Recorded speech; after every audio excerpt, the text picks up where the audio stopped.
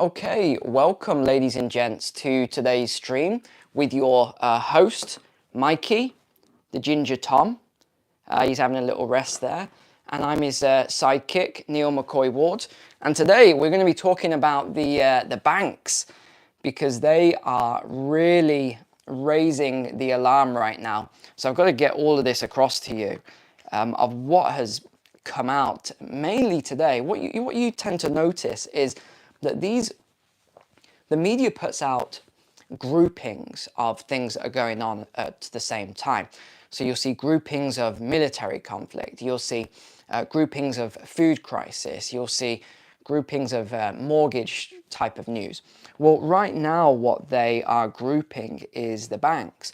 And I've got about a dozen different articles on what's happening with the banks at the moment. But let's start with the regional banks in the US, and then we can move over to what has just been announced in the UK. Some interesting things have just been announced in the UK banking sector. So we'll begin with the US regional banks then. So let's start there. And here's a little synopsis of it. They are pretty much overexposed to business lending, and they're relying on government aid to keep themselves afloat. So what's happened is they've started to raise the alarm bells, and they've started to talk to the government and all sorts of other organizations. So there was an article that came out earlier. It's called, "Is it time to worry about the bank's business lending?" And here's why. They're talking about how these regional banks are confronting a potential deceleration in their primary sector. So that's business lending. How are they making their money? One of it is business lending. And this has just dropped off a cliff. Businesses are not taking loans like they were before. So what does that tell us when a business isn't taking the loans? It means that they are not expecting growth. So they're actually doing the opposite. They are culling staff at a huge rate, and it's also even worse in the UK. So this is one of their revenue streams that the banks have had cut off at the moment, at the same time when their portfolios of bonds and other things and mortgages and everything else has been slashed as well. So we've got all this going on. Commercial loans as well, industrial loans, auto loans, these are all falling off a cliff. The banks are pulling out. They are not doing as many personal lending as well. So this is another one. And the other problem is a lot of these commercial banks or private banks, their assets are based on real estate, on commercial office blocks and things like that. Because remember, even these banks, just like, let's say you or I take a loan, okay, what do we need to put up? We need to put up some sort of collateral if we're going to take a loan. That's why, when you take a personal loan or you take a mortgage or something, what does the bank say? They ask you, what assets do you have? And it's the same principle when it's the central bank. They ask the commercial bank, well, what assets do you have? What are you going to put up? So this is a huge issue because these office blocks are crashing in value. The bonds are crashing in value. So having all these problems at exactly the same time. And the delinquency rates on business loans have increased as well. So the default risk is even higher. Larger regional banks, though, have experienced a 4% decline in total lending for Q3, so not as bad. Now, in contrast here, the smaller banks and the mega banks have reported a little bit of growth. But if you actually look at that and why they're reporting this growth, it's basically because they have they're lending in different ways. So you think someone like JP Morgan, well, they have their my head's gone completely blank of it now, but it's like their investment banking wing and sector. I can't remember all the product names, but they have that sector, and that's why they're able to be profitable right now in this economy. But they're even raising the alarms as well of everything that's going on. But Even JP Morgan said they're seeing reduced demand for loans and the businesses can't put up the same amount of collateral, especially in San Francisco. So the tech companies, they're just not putting up the same amount of collateral because their office space is through the floor. And well, why is that? Well, some of these companies have caused it themselves with all of their agendas and everything else and their viewpoints, political viewpoints. And what have we seen? We've seen a deterioration in, say, San Francisco and other major cities. So have I got a lot of compassion for that? Not really. They've caused some of this themselves. And then what do? Now a lot of these tech companies are moving out to Texas, right? So they're just, yeah, anyway. The other point is businesses are starting to get ready. So the regional banks are saying that businesses are now getting ready for what's coming. And I think that's correct, because what we're seeing is a lot of culling of staff at the moment. We're seeing huge levels of staff, and the banks are actually giving forecasts, which is unusual, on how many staff they're going to be culling. And it's thousands.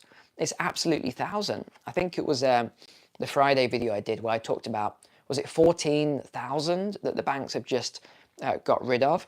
Now, another thing that's worth noting is the 10-year Treasury yield. So that's briefly exceeded 5%. I haven't checked it in the last couple of hours, but it did exceed 5%. And that's also a problem because they come down. Well, maybe not with these elevated yields that we're seeing. And if we're seeing interest rates higher, well, that's also a problem for the businesses as well, because are the businesses going to be taking as many loans? Probably not. Now, let's move on to the next point, because I've got a couple of articles here I want to go over for the UK, but I want to just cover the main things on the US first. The regional banks as well, they're relying really heavily on the US government right now. I mean, the loans that they are taking, that they're not really talking about, because remember, it's not just the Fed. You also have the FHLB, Federal Home Loan Banks as well. You have all these different organizations that banks can go and get capital from, can go and borrow money from. And this is quite high. We've seen a 150% increase on this account. So we're seeing a lot of money being borrowed. And the reason this is a problem as well is because it leads a lot of institutions to take excessive risks, which is what we don't want in this environment. And this is why we're going to talk about this as well in a moment, which is the cap on bankers' bonuses. Why was that introduced? To stop excessive risk taking. And now they're just about to, on the 31st of October, Halloween, interesting date, they're about to U-turn this to allow excessive risk taking all over again in the financial sector, which is crazy at this time period. So what else has just happened? The Fed has also provided an alternative financing mechanism allowing banks to swap underperforming long-term securities for cash loans. So what are they? They're like your mortgage-backed securities. There's a lot of other things, bonds and things. So they're allowing this, and it's just hit another $105 billion record in July. So there's a lot going on here, and I can understand why the banks are raising the alarm now on all of this. And then if we start looking at profitability, there's a lot of different banks named here, but I'll just give you three. KeyCorp fell by 44%, their profitability. Citizens Bank, 32% drop. Truist was a 28% drop. And they're all talking about, and again, this gives us an insight into where this is going, they're talking about what their plans are. Number one, lay off thousands of employees and cut costs. Truist has sold its student loan portfolio. Citizens are exiting the auto loan market and scaling back on mortgages. And they've explained why they think the auto market is about to just tank. They think mortgages are about to drop off a cliff. So they want to exit these things. And then the shares have fallen 6%, 12%. I mean, these are big drops that we are seeing. Another thing I thought was quite interesting, a pattern that I picked up on, is all of the mergers and acquisitions that we're seeing at the moment. Now, typically this happens when it can be, it's either, well, it happens in lots of different periods, but you see a lot of mergers and acquisitions when there's a lot of free capital going around, when there's loads of money available, and companies can just buy up other companies and they merge and they acquire, etc. But you also see it as well when there's problems, when a company might want to exit or sell. So you see it in these things as well. So what we're seeing is we're seeing massive acquisitions among smaller banks. And this article that I've been reading here is talking about it as a survival tactic, because they think that, and again, I can't confirm these figures, but they think 70% of small banks might collapse because of the holdings of their assets and bonds and things that have completely tanked. And the value of these bank deals just in the last quarter, Q3, was $3 billion. So these smaller banks just buying each other out. And that might not sound a lot in the banking world, but that is a lot of money for small regional banks. We're not talking about JP Morgan, Chase and things like that here.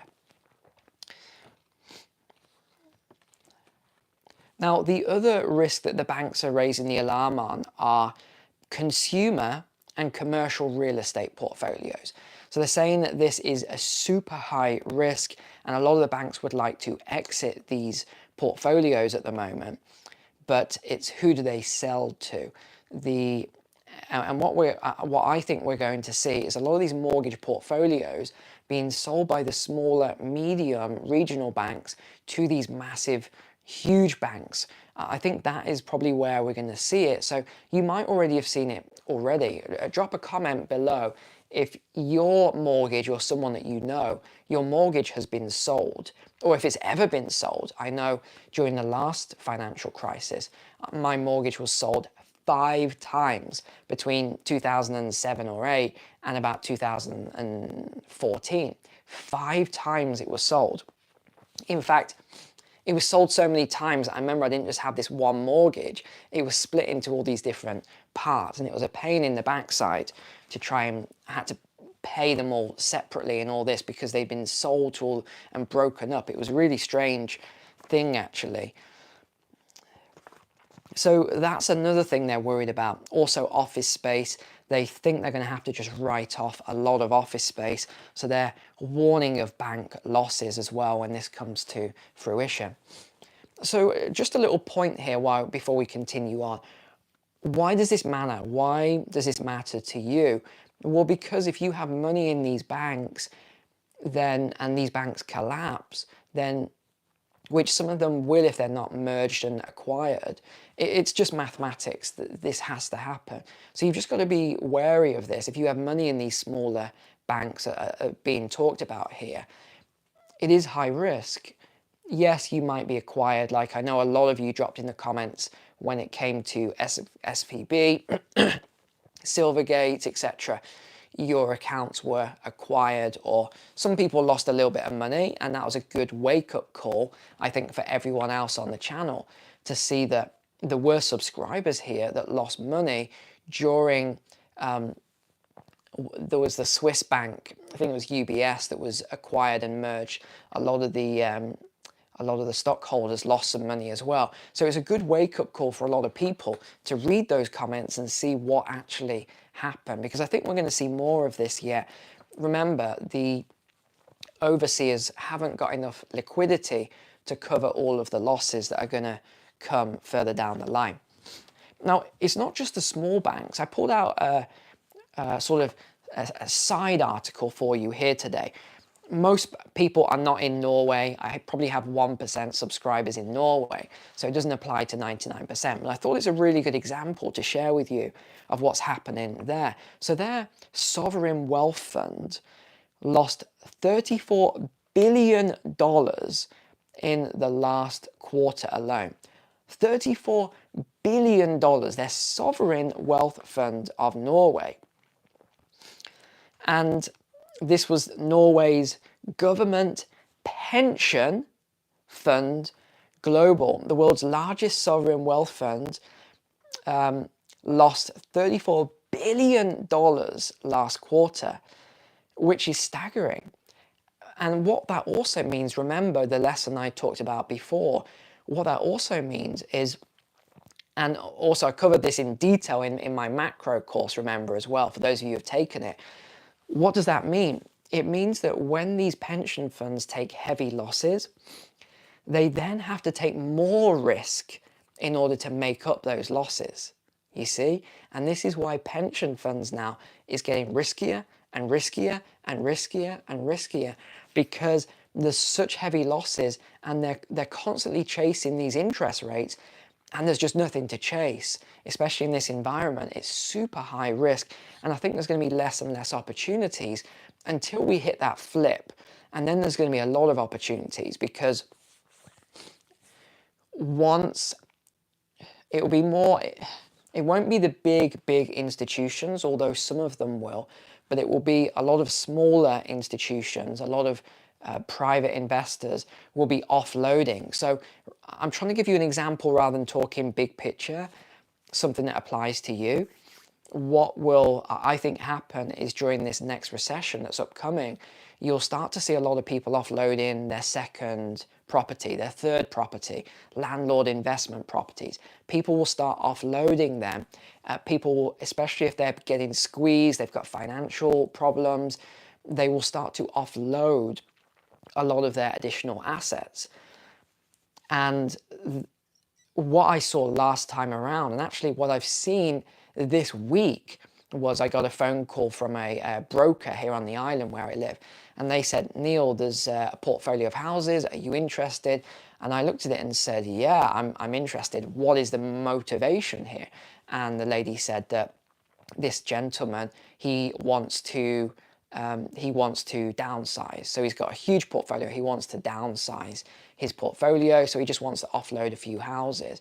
And the prices were really, really cheap. And I said, there must be a catch. This is really cheap. And she said, no, he's just concerned about the economy and he just wants to offload them in one package.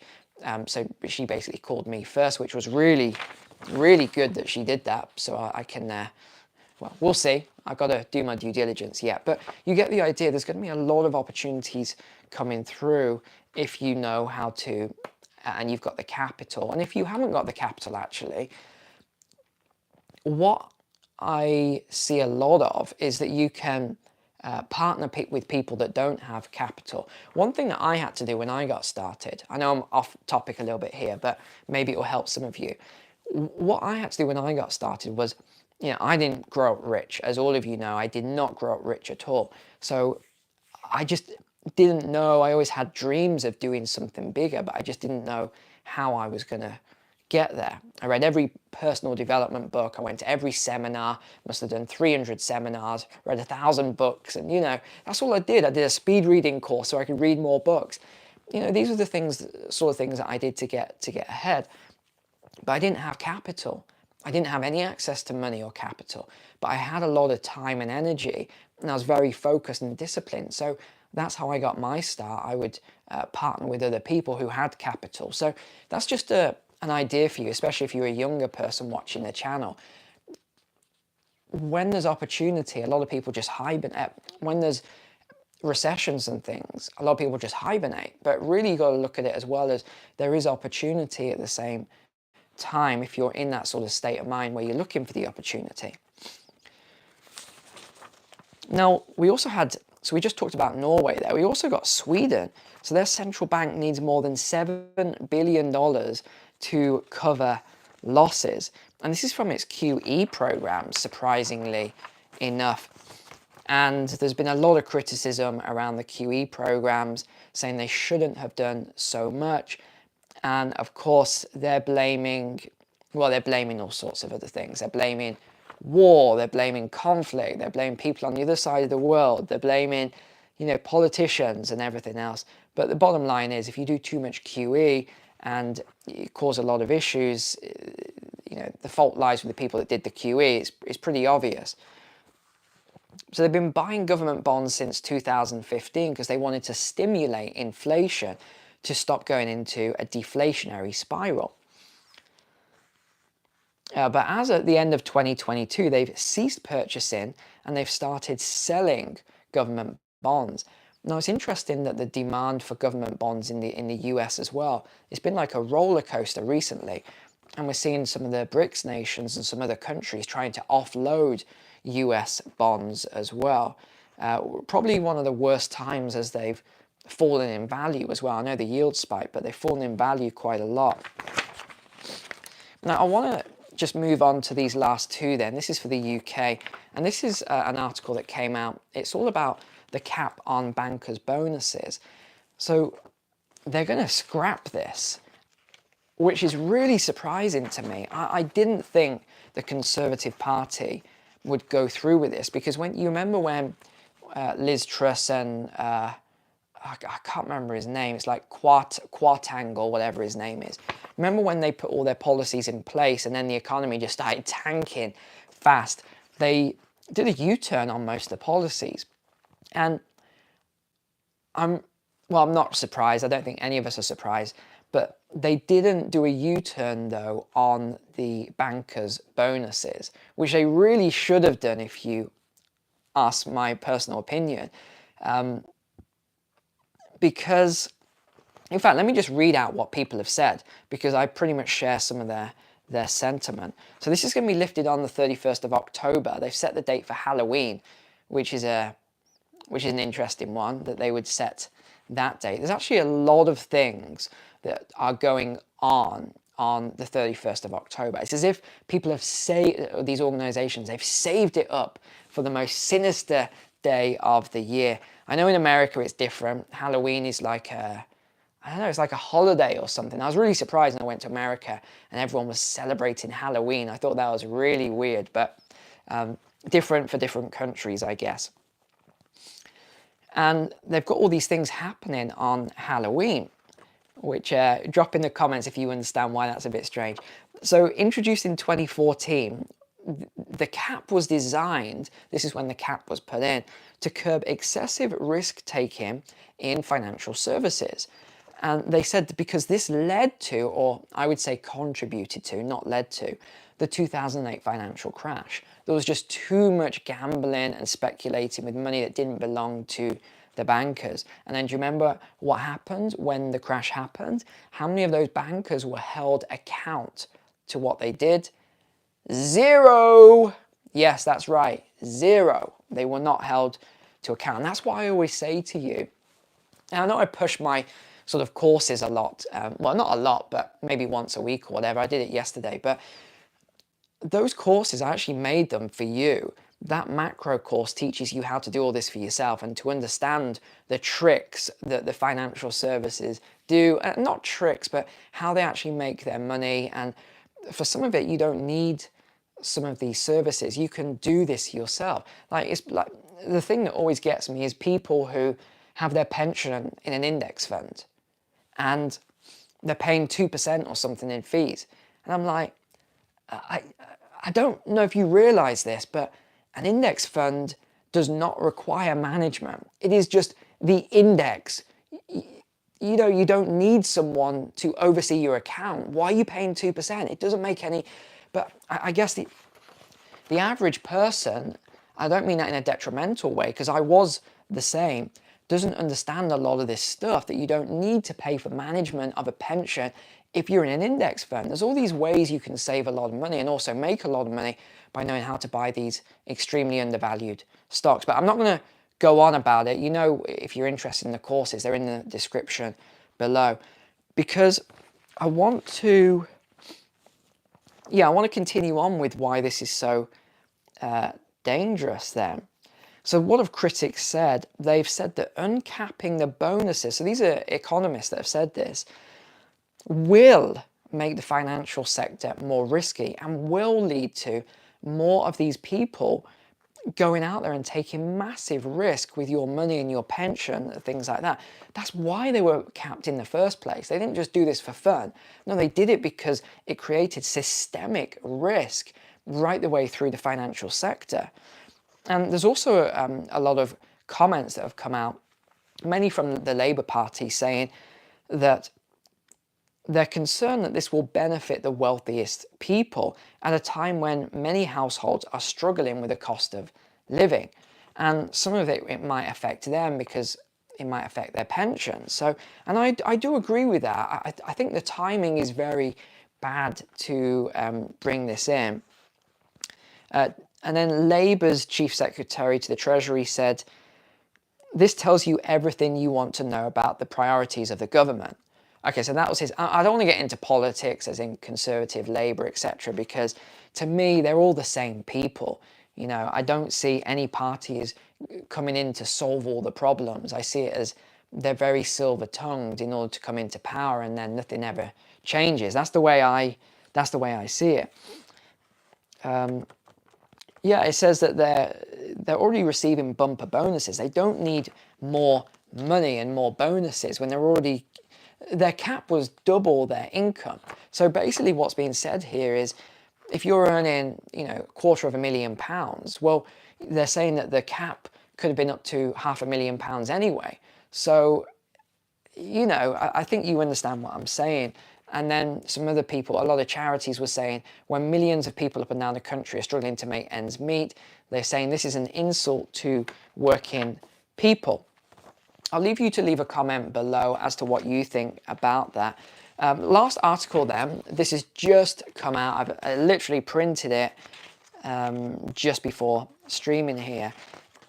And this is about the job market. So remember that the UK government does not put out the true figures on the job market. Unemployment is double what they say it is. And for the first time I've seen this printed, I thought it was very interesting.